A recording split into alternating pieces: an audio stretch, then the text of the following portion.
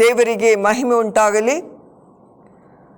ಲೋಕವನ್ನು ಸೃಷ್ಟಿ ಮಾಡಿದಂಥ ಸರ್ವಲೋಕದ ಒಡೆಯನಾಗಿರುವಂಥ ಯೇಸು ಕ್ರಿಸ್ತನು ಇಡೀ ಲೋಕವನ್ನು, ಆಕಾಶ ಭೂಮಿಯನ್ನು, ಸೂರ್ಯಚಂದ್ರ ನಕ್ಷತ್ರಗಳನ್ನು ಉಂಟು ಮಾಡಿ ಮನುಷ್ಯನನ್ನು ಮಣ್ಣಿನಿಂದ ತನ್ನ ಕೈಯಾರೆ ಉಂಟು ಮಾಡಿ ಅದಕ್ಕೆ ಜೀವಶ್ವಾಸವನ್ನು ಕೊಟ್ಟು ಆಶೀರ್ವಾದ ಮಾಡಿರುವಂಥ ಯೇಸು ಕ್ರಿಸ್ತನ ಸುಮಧುರವಾದ ನಾಮದಲ್ಲಿ ನಿಮ್ಮೆಲ್ಲರಿಗೂ ಬೆಳಗಿನ ಶುಭಾಶಯಗಳನ್ನು ಕೋರುತ್ತೇನೆ. ಪ್ರಿಯರೇ, ಆಶೀರ್ವದಿಸಲ್ಪಟ್ಟಂಥ ಈ ದಿನಕ್ಕಾಗಿ ನಮ್ಮ ಕರಗಳನ್ನು ಜೋಡಿಸಿ, ನಮ್ಮ ಕಣ್ಣುಗಳನ್ನು ಮುಚ್ಚಿ ದೇವರಿಗೆ ಸ್ತೋತ್ರವನ್ನು ಸಲ್ಲಿಸಿ ಈ ವಾಕ್ಯಗಳನ್ನು ಧ್ಯಾನಿಸೋಣ. ಆದಿಕಾಂಡ ಪುಸ್ತಕ 4ನೇ ಅಧ್ಯಾಯ 9ನೇ ವಚನದಲ್ಲಿ ಹೀಗೆ ಬರೆಯಲ್ಪಟ್ಟಿದೆ, ನಾನರಿಯೇ ನನ್ನ ತಮ್ಮನನ್ನು ಕಾಯುವವನು ನಾನೋ ಎಂದು ಉತ್ತರ ಕೊಟ್ಟನು. ಪ್ರಿಯರೇ, ಆದಿಕಾಂಡ ಪುಸ್ತಕದಲ್ಲಿ ಮೊದಲನೇ ಮಾನವನಾಗಿರುವಂಥ ಆದಾಮನ ಸಂತತಿಯ ಕುರಿತು ಇಲ್ಲಿ ನಾವು ನೋಡುತ್ತೇವೆ. ದೇವರು ತಾನು ಉಂಟು ಮಾಡಿದಂಥ ಮನುಷ್ಯನು ಮೊದಲನೇ ಬಾರಿಗೆ ಮನುಷ್ಯನು ದೇವರನ್ನು ನೋಡಿ ಕೇಳಿದ್ದ ಮೊದಲನೇ ಪ್ರಶ್ನೆ, ನಾನು ಕಾವಲುಗಾರನೋ ಎಂಬುದೇ ಆಗಿದೆ. ಪ್ರಿಯರೇ, ಅದಕ್ಕೆ ಕರ್ತನು, ನರಪುತ್ರನೇ, ನಾನು ನಿನ್ನನ್ನು ಇಸ್ರಾಯೇಲ್ ವಂಶದವರ ಮೇಲೆ ಕಾವಲುಗಾರನಾಗಿ ನೇಮಿಸಿದ್ದೇನೆ ಎಂದನು. ಎಜ್ಕೇಲ ಪುಸ್ತಕ 3ನೇ ಅಧ್ಯಾಯ 17ರಲ್ಲಿ ನಾವು ಓದ್ತೇವೆ. ಪ್ರಿಯರೇ, ಹೌದು, ನಾವು ಕಾವಲುಗಾರರೇ. ಹೌದು, ಜನರು ತಮ್ಮ ಮನೆಗಳನ್ನು ಕಾಯುವುದಕ್ಕಾಗಿ ರಾತ್ರಿ ವೇಳೆಯಲ್ಲಿ ಕಾವಲುಗಾರನ, ವಾಚ್ಮ್ಯಾನ್ಗಳನ್ನು ನೇಮಿಸುತ್ತಾರೆ.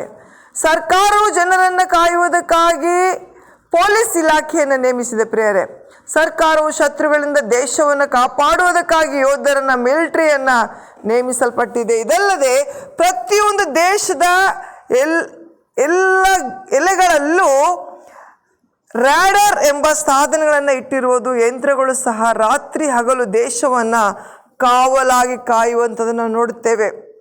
ನಾವು ಕರ್ತನ ಕಾವಲುಗಾರರಾಗಿರಬೇಕಾದದ್ದು ಎಷ್ಟು ಅವಶ್ಯ. ಜೇನು ನೊಣಗಳನ್ನು ನೋಡಬೇಕಾಗಿದೆ. ಪ್ರತಿಯೊಂದು ಜೇನುಗೂಡಿನ ಬಾಗಿಲಲ್ಲೂ 2 ನೊಣಗಳು ತಮ್ಮ ರೆಕ್ಕೆಗಳನ್ನು ಬೀಸಿ ಆ ಗೂಡನ್ನು ಕಾಯ್ತಿರುವುದನ್ನು ನಾವು ಕಾಣಬಹುದು. ಪ್ರಿಯರೇ, ಬೇರೆ ಯಾವ ಜಂತುವು ಪ್ರವೇಶಿಸದಂತೆ ಅದು ಕಾಯುವಂಥದ್ದಾಗಿದೆ. ನಮ್ಮ ದೇಹದಲ್ಲಿ ರಕ್ತವನ್ನು ಸಂರಕ್ಷಿಸಲು ಬಿಳಿ ರಕ್ತ ಕಣಗಳಿವೆ. ಅವು ರೋಗಾಣುಗಳಿಗೆ ವಿರುದ್ಧವಾಗಿ ಯಾವಾಗಲೂ ಹೋರಾಡ್ತಾ ಇರ್ತವೆ. ಕಣ್ಣುಗಳನ್ನು ರಕ್ಷಿಸಲು ರೆಪ್ಪೆಗಳಿವೆ. ಪ್ರಿಯರೇ, ರೆಪ್ಪೆಗಳು ಕಣ್ಣುಗುಡ್ಡೆಯನ್ನು ಕಾಯುತ್ತವೆ. ದೇವ ಮಕ್ಕಳೇ, ನಾವು ಒಬ್ಬ ಕಾವಲುಗಾರ ಎಂಬುದನ್ನು ನಾವು ಮರೆಯಬಾರದಾಗಿದೆ. ಕಾರಣ, ನಾವು ಯಾವುದನ್ನೆಲ್ಲ ಕಾಯಬೇಕಾಗಿದೆ ಎಂಬುದಾಗಿ ನಾವು ಚಿಂತಿಸಬೇಕಾಗಿದೆ. ಮೊದಲನೇದಾಗಿ ನಮ್ಮ ಹೃದಯವನ್ನು ನಾವು ಕಾದುಕೊಳ್ಳಬೇಕಾಗಿದೆ. ಜ್ಞಾನಿಯಾದಂಥ ಸಾಲಮೋನನು ಹೀಗೆ ಹೇಳುತ್ತಾನೆ, ನಿನ್ನ ಹೃದಯವನ್ನು ಬಹು ಜಾಗರೂಕತೆಯಿಂದ ಕಾಪಾಡಿಕೋ, ಅದರೊಳಗಿಂದ ಜೀವಧಾರೆಗಳು ಹೊರಡುವು ಎಂಬುದಾಗಿ ಜ್ಞಾನೋಕ್ತಿ ಪುಸ್ತಕ 4ನೇ ಅಧ್ಯಾಯ 23ರಲ್ಲಿ ಓದುತ್ತೇವೆ. ಪ್ರಿಯರೇ, ಹೃದಯ ಎಂಬ ಆತ್ಮವು ನಾಶವಾಗದು, ನಿತ್ಯವಾದದ್ದು. ನೀವು ಇದನ್ನು ಸರಿಯಾಗಿ ಕಾವಲು ಕಾಯದೆ ಹೋದರೆ ಸೈತಾನನು ಆತ್ಮದಲ್ಲಿ ಪಾಪವನ್ನು ತಂದು ನಿತ್ಯವಾದಂಥ ವೇದನೆಯೊಳಗೆ ದೊಬ್ಬಿ ಬಿಡುವನಾಗಿದ್ದಾನೆ. ಪ್ರಿಯರೇ, ಎರಡನೇದಾಗಿ ನಮ್ಮ ಕಣ್ಣುಗಳಿಗೆ ಕಾವಲಿಡಬೇಕು. ಯಾಕೆಂದರೆ ಸತ್ಯವೇದವು ಹೇಳುತ್ತದೆ, ಕಣ್ಣು ದೇಹಕ್ಕೆ ದೀಪವಾಗಿದೆ. ಹೀಗಿರುವಲ್ಲಿ ನಿನ್ನ ಕಣ್ಣು ನೆಟ್ಟಗಿದ್ದರೆ ನಿನ್ನ ದೇಹವೆಲ್ಲ ಬೆಳಕಾಗಿರುವುದು ಎಂಬುದಾಗಿ.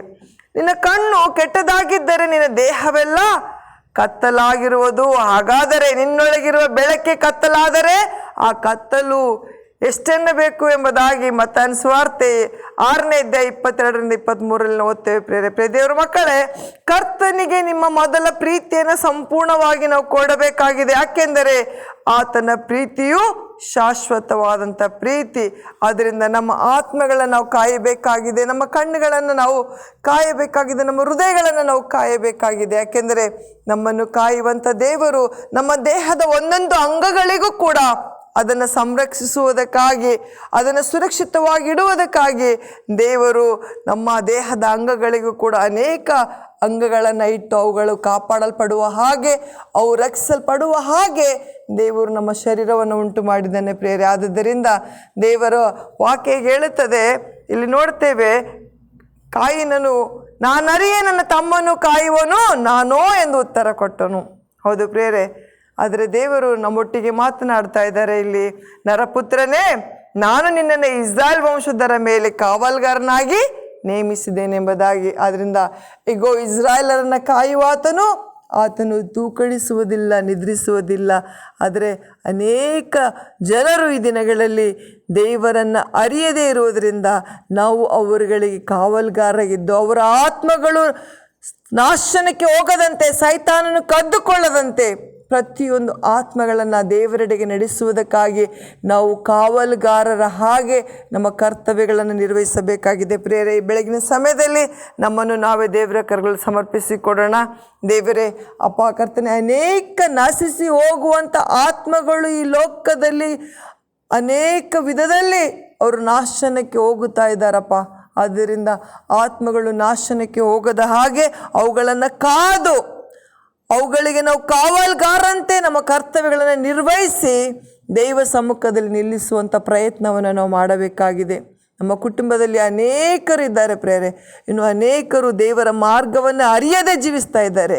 ನಾಳೆ ಏನಾಗುತ್ತದೆ ಎಂಬುದಾಗಿ ಅವರಿಗೆ ಅರಿವಿಲ್ಲದೆ ಜೀವಿಸ್ತಾ ಇದ್ದಾರೆ. ಆದರೆ ನಾಳೆ ನಮ್ಮದಲ್ಲ ಪ್ರೇರೆ, ಈ ದಿನವೇ ನಮ್ಮದಾಗಿರುವುದರಿಂದ ದೇವರಲ್ಲಿ ನಂಬಿಕೆ ಇಟ್ಟು ಆತನಿಗೆ ನಾವು ಭಯಭಕ್ತಿ ಉಳ್ಳವರಾಗಿ ಪಾಪಗಳನ್ನು ಒಪ್ಪಿಕೊಂಡು ಅರಿಕೆ ಮಾಡೋದನ್ನು ಬಿಟ್ಟು ನಾವು ಇನ್ನೂ ಅನೇಕರು ಪಾಪದಲ್ಲಿರುವವರನ್ನು ದೇವರ ಬಳಿಗೆ ತರುವುದಕ್ಕಾಗಿ ಪ್ರಯತ್ನ ಮಾಡೋಣ. ದೇವರು ತಾನೇ ನಮ್ಮನ್ನು ಆಶೀರ್ವಾದ ಮಾಡಲಿ.